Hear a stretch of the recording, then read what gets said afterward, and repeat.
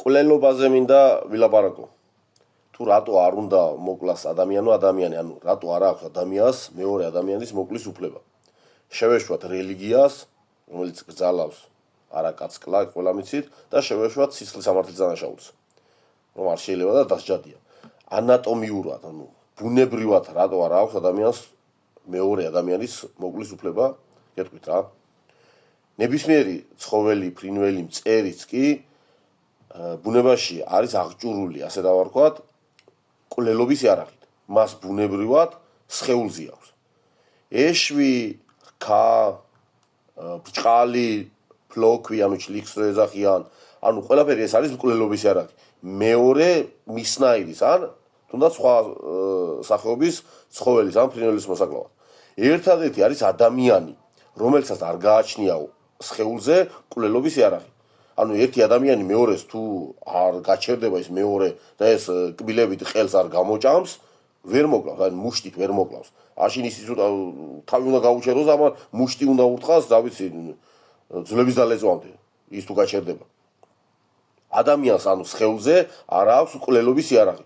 და ეს ღმერთმა შექმნა ასეთი, რომ ადამიანმა მეორე ადამიანი არ უნდა მოკლას. ამიტომ არ მისცა მას სხეულზე იარაღი, მაგრამ ადამიანმა ესწავლა ქვის ჩარკმა, მერე ქვაზე ხეზე ქვის დამნევა და კომბალის გაკეთება, თუ უროს, მერე შვილის და მოკლედ ასე და ბოლოს ატომამდე მივედით ეს სიტყვით რა ყველა მიცით. ეგ იმიტომ არ მისცა ღმერთმა ადამიანს სხეულზე კვლელობის იარაღი, რომ მისცა ენა, მისცა გონება და ინტელექტი, რომ სიტყვით უნდა მოგვარდეს ყველაფერი.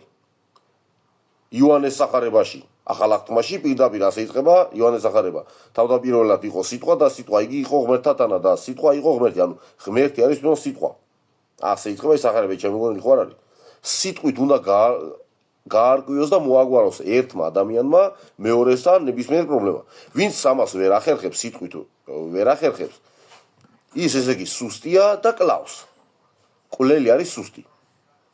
მე არ ვამბობ ახლა ადამიანს ვიღაცას რომ მოუკლავენ და ეს შურისძიების გამო ამას მოკლავს. იმას ეკუთვნის მოკლა. სიკვდილით დასჯა არის გამოგონებული და შემოიღეს კვლელისთვის.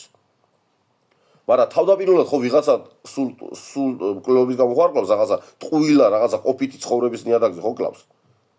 და ესო სიკვდილი დაიჭრა და ის სხვა საქმეა და მე არავის არ ვამტყუნებ კვლელობა ვისაც შადენილი აქვს კვლელობის გამო შურისძიებისთვის. მახალს არ ვეხები. აი თავდაპირველად რო კლავენ და არაფრის გამო. მაგათზე ვლაპარაკო.